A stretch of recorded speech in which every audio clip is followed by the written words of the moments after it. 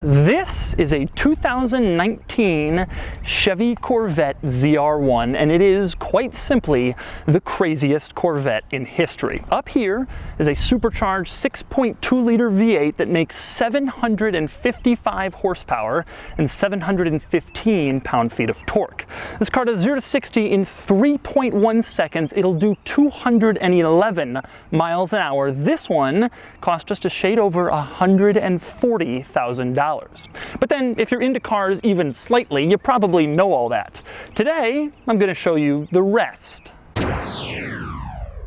I've borrowed this ZR1 from a viewer near Annapolis, Maryland, and he has his own YouTube channel called DHR Street Speed. You can check it out with a link in the description below. And frankly, you should check it out because in addition to this ZR1, he also has a ZL1, a Dodge Demon, a Jeep Trackhawk, an old Mustang GT500, and a Viper. It's quite a collection, but today we're focusing on the ZR1. First, a little history. Now, the ZR1 originally came out on the third generation Corvette in the 1960s, and Chevy has made it on and off ever since, and over time it has come to signify the ultimate Corvette in the lineup. But this is the ultimate Corvette in history. It has more power than any Lamborghini Aventador. It has the same top speed as a Ferrari 812 Superfast, and it has more torque than a Lexus LFA. In fact, it has double the torque of a Lexus LFA, plus some more.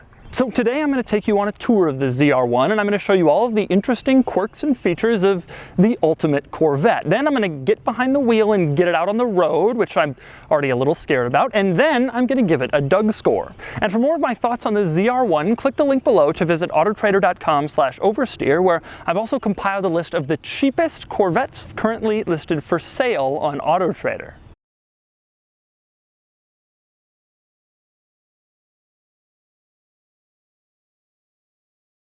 Now, we start back here with the wing because this wing is one of the largest I've ever seen mounted on any street-legal automobile. In fact, if you look closely, you'll see there's the regular Corvette bodywork. Then on top of that, there's a little rear spoiler, and then this rear spoiler is mounted on the other rear spoiler, so this car basically has two. The large one is absolutely huge, and it comes as part of the performance package. Interestingly, you can choose two different wing options. You can have this one if you're serious about racetrack use, or you can get the low wing if you just want a stealthier ZR1, which also gives it a higher top speed since it reduces drag. But how could you not get this? Now, one of the most interesting things about this wing is what it does to the cargo area. I'm going to start with the hatch itself. Take a look at the hatch opening with the wing back there. You can see the wing was clearly designed with the hatch in mind. It only clears it by 1/4 of an inch, basically enough for you to clear the hatch and get a little finger in there. And that's about it. Now, a couple of other interesting things about the hatch because of this wing. One is simply loading stuff in the back of this car. The wing comes up like 9 inches off the already high load floor, and so you just can't load stuff from the direct rear of this car like you can in every other car.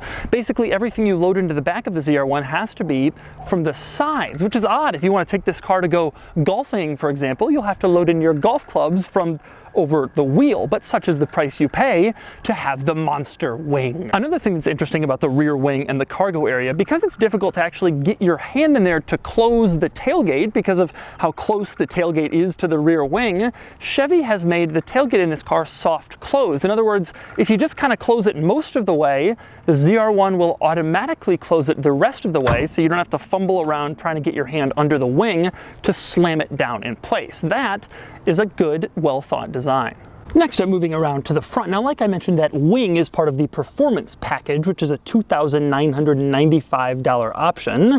The performance package also includes sport suspension and special sports summer tires, but my favorite performance package item is right here. It's these little end caps on the front splitter. Now, the front splitter itself is crazy, but the end caps make it even look crazier and more aggressive, and my favorite part is that they cover up part of the reflector that's mandated by federal regulation. You get a normal Corvette, you get the full-size reflector. You get a ZR1 with the performance pack, you don't need that full-size reflector crap. You're better than that, and it hides half the reflector.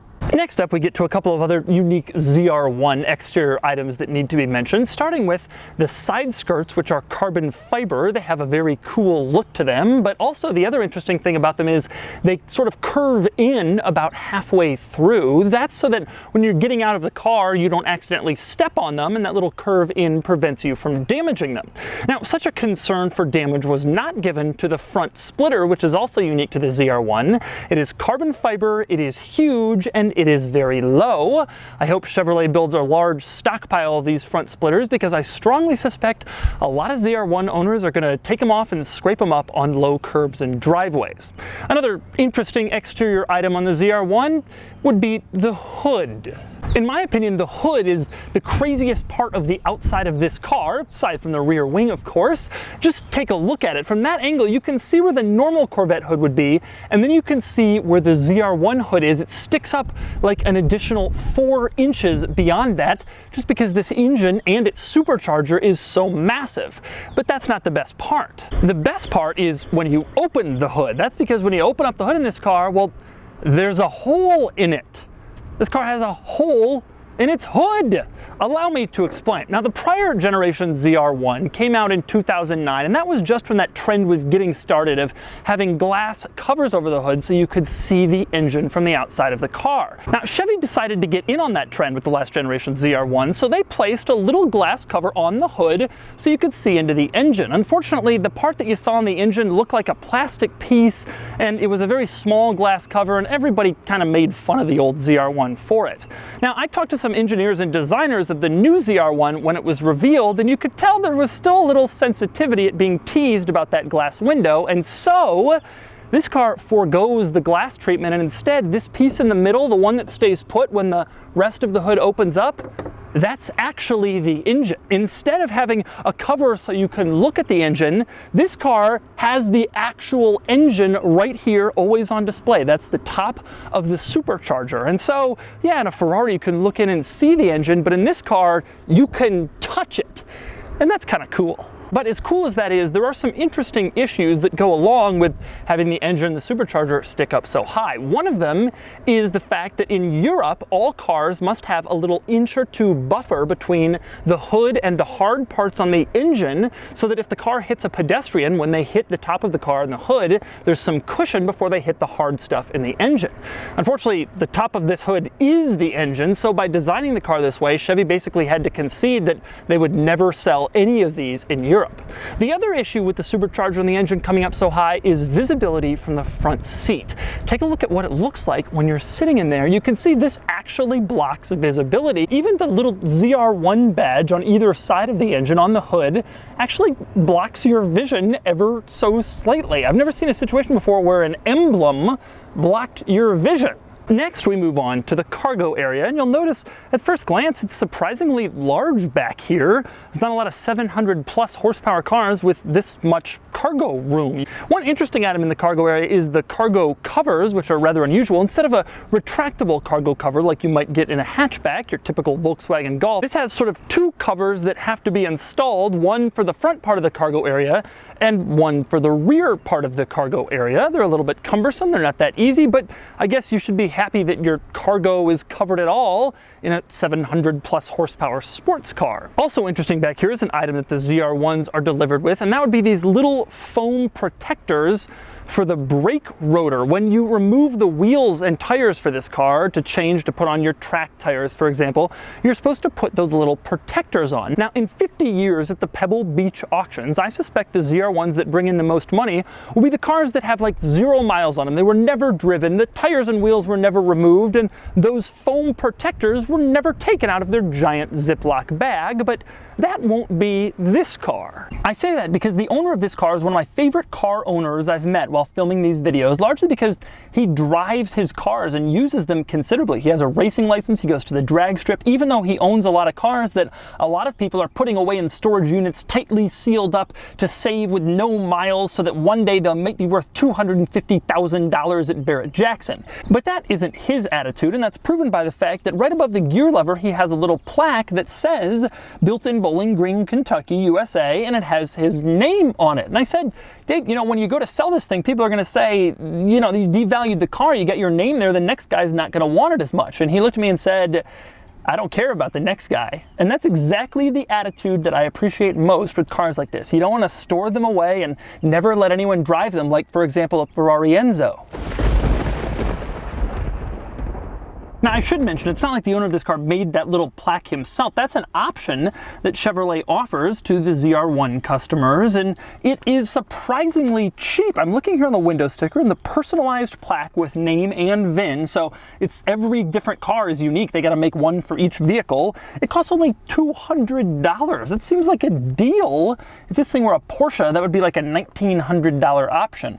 One item that was expensive, how about $5,000 for the custom selectable VIN. I asked Dave, did he choose this VIN specifically? He just asked for the lowest possible VIN.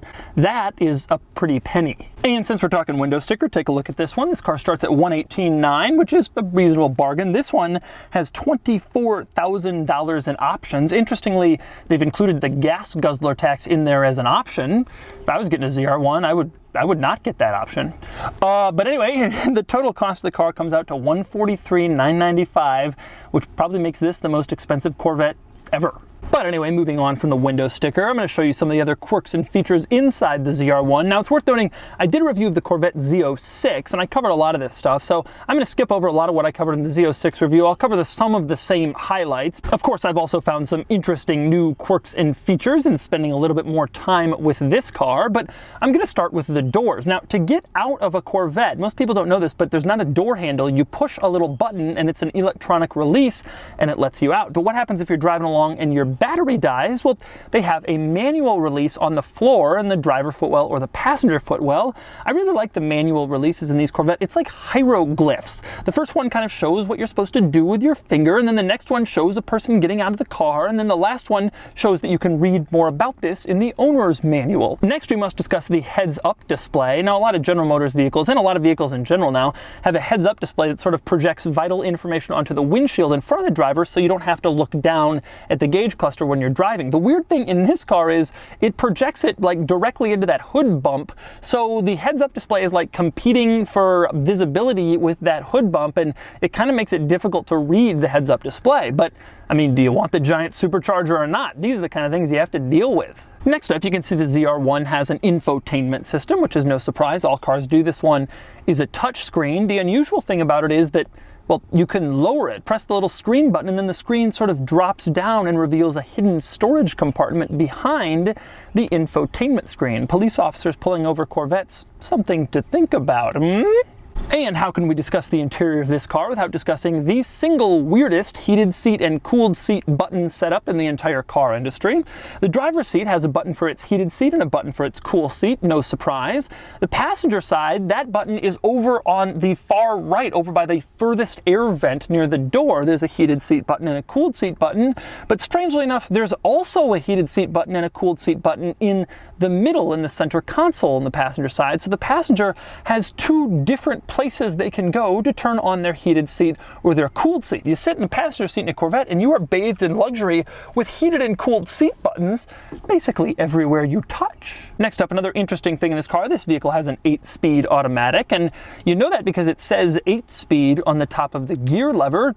My question, of course, is why? Do you think people are going to be sitting here driving people around their ZR1 going, yeah, I got an 8-speed.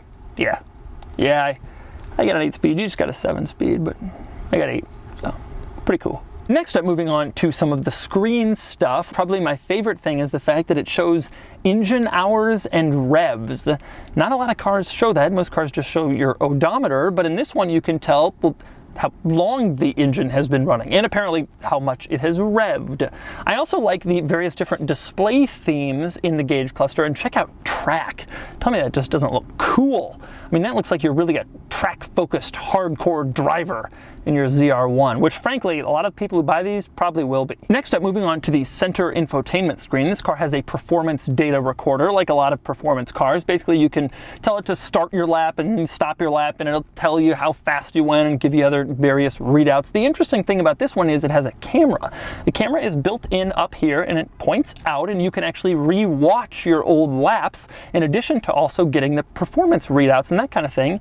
And that's sort of cool. But the coolest thing about the camera is you can use it in valet mode. In fact, there's a little setting that lets you automatically have it go on when you put the car in valet mode, and that way you can always monitor what valets are doing when you're giving them your ZR1 for a night on the town. I also like that this car has various different apps, like any GM vehicle, frankly, with this MyLink infotainment system, but it's a little bit odd. You go into weather, for instance, and it gives you like a 3-day forecast, or you can see a 5-day forecast, and you can put in a place and it will tell you what the weather is going to be in that place and give you an hourly forecast and a 5-day forecast.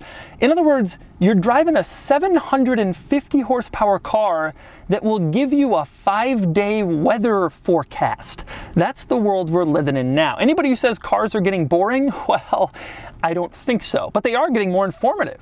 Next up, a couple of interesting settings in the infotainment system. One is in the navigation settings. You can tell the car to avoid ferries or tolls or whatever. That's pretty standard. You can also tell it to avoid slow traffic. Who would turn that off? If you use a navigation system, yeah, I want to avoid slow traffic. Are there people who are out there like, you know, I want to go right into the heart of the slow traffic. I want to know what that's like.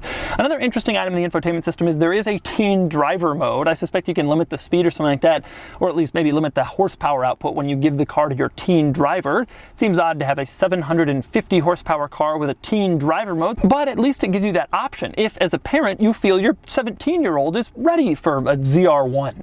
Next up, another interesting item in the infotainment system, that would be the number of radio favorites you can set it to display. Most cars display 6, 8, maybe 10 radio presets. This car, you can get pretty high. My question is, who really wants it to go that high? Are there people out there going, you know, 44 just isn't enough. I need to see 46 of my favorite radio channels at all times.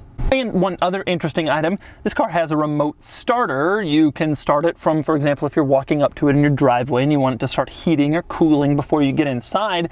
One cool thing about the remote starter, there's a setting in here that lets you configure whether the car will remote start the heated seats or the cooled seats based on the exterior temperature. So if you're walking up to the car on a very warm day and you have that pressed, the car will start cooling your seat before you even get inside, which is a very luxurious feature. Next up, moving back to the outside of the ZR1, one interesting item about this car is that they also sell a convertible version. Now, this is the 4th generation ZR1. There was one in the 60s, there was one in the 80s, the one in the 2000s, and then this one, and they've never offered a convertible before, but they are now on this one. Now, the interesting thing about that is this is a convertible. This panel right here lifts out, and there's a place in back where you can stow it for a nice sunny day to enjoy your ZR1 experience. Now, I demonstrated that in my Z06 video, which is linked below, so I'm not going to show you again, but trust me, it lifts out and it only weighs 16 pounds. But for those of you who don't believe that a lift-out roof panel is the full convertible experience, you can get a true soft-top ZR1. Next up, another little detail I find kind of interesting about the ZR1, you open the door of this 750 horsepower, 210 mile-an-hour supercar, and you see there's a little decal on there from the local 2164 United Auto Workers at the Bowling Green, Kentucky plant. I promise you, a Ferrari 488 does not have a decal like that. And speaking of the local 2164, let's see how those people made this thing sound.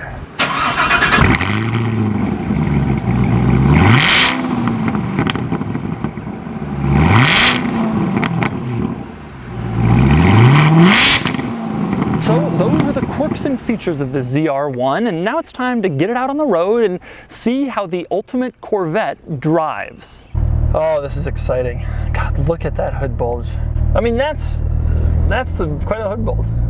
The one benefit with that wing, even though you can see it in the camera like it's blocking me, but actually it's not. I look back there and it's totally out of my field of vision. Man, the ride is harsh. Just a couple bumps, it's like, whew. Oh, the sound is amazing. It sounds like a supercar. But there's some American muscle in there too. But the sound is really good.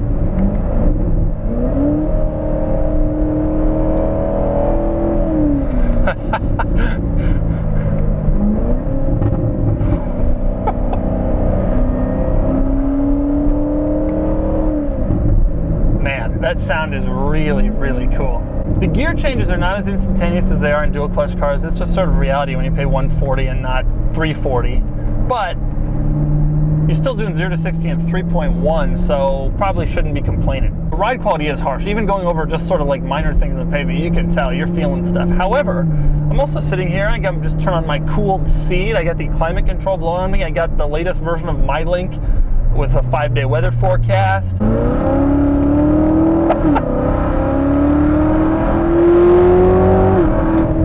Whoa. Wow, well that was really quick. That was not full throttle. It really makes a racket when you floor it. It really is like, yeah, we're gonna do this and you're gonna hear every little bit of it. But the thing is, there's about 4 Corvettes you have to avoid before getting to this one. So if you've made the decision to get a ZR1, you're not like, oh, it's too loud. Nobody buys this car on accident. Okay, I'm trying to roll on in here.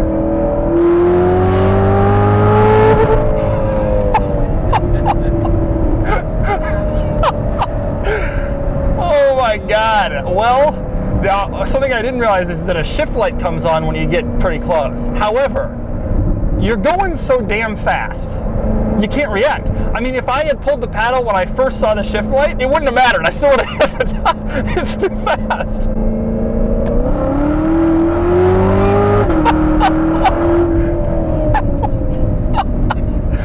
Oh my God, it's just amazing. I mean, this feels as fast as any supercar I've ever driven. It doesn't quite feel as fast as 918. But I mean, even to make that comparison shows kind of what we're talking about here.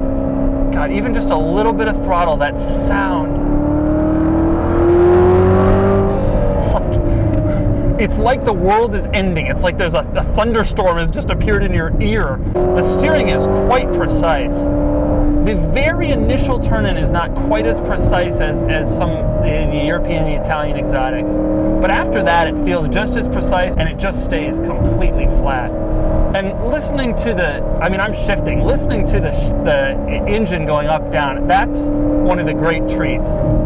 It doesn't feel like Miata tight. When I drove the GT350R, I was surprised at how tight it felt. You couldn't use it on like an autocross. This doesn't quite feel like that.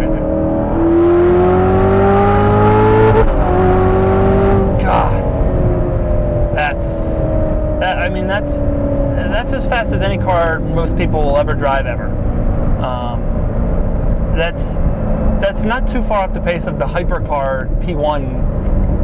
Yeah, it's a Corvette.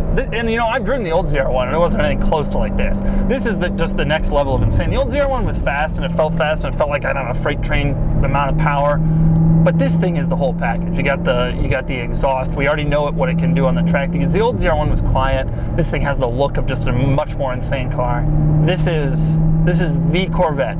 And so that's the 2019 Chevy Corvette ZR1. Now, I admit I've never been a huge Corvette fan, but it's impossible not to love this thing. And while everyone would agree that $140,000 is no longer cheap like prior fast Corvette models have been, it's still a bargain when you consider that it beats most supercars in most categories.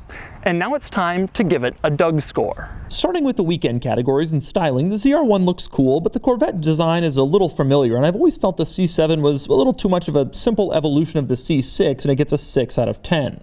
Acceleration, it does 0 to 60 in 3 seconds, so it gets a 9 out of 10. Handling is very sharp, and it easily earns an 8 out of 10.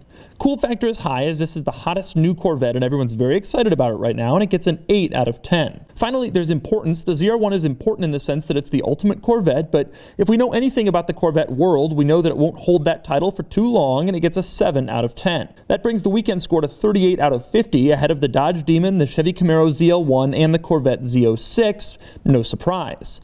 As for the daily categories, starting with features, the ZR1 has a lot of goodies, but it stops short of much of the latest modern tech, and it gets a 6 out of 10. Comfort, it isn't really, and it gets a 3 out of 10.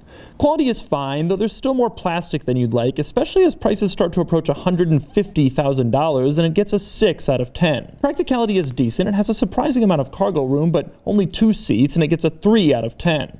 Finally, there's value, and it's hard to deny this is a great one. Yeah, it's expensive, but it's a bargain compared to other cars with similar numbers, and it gets a 9 out of 10, bringing the total daily score to 27 out of 50, lagging behind the Dodge Demon and the Camaro ZL1. Also no surprise, as those are larger, more comfortable, more practical cars with back seats. Add it all together and the Ded score is 65 out of 100, which is good. Here's a comparison. The Demon barely beats it out. The Demon's a little more practical and more comfortable and a little faster, but otherwise the ZR1 beats out all the latest American performance models. Still, it lags a bit behind the European supercars as they have higher quality interiors and more breathtaking styling. Then again, those cars had better beat out the ZR1, considering they tend to cost about twice as much. ZR1 badge on either side of the hood actually blocks your... The coolest part is that they sort of curve in the middle of the car, presumably. So the other interesting thing about the cargo area and the rear wing is the fact that the rear wing is something or other. Oh yeah.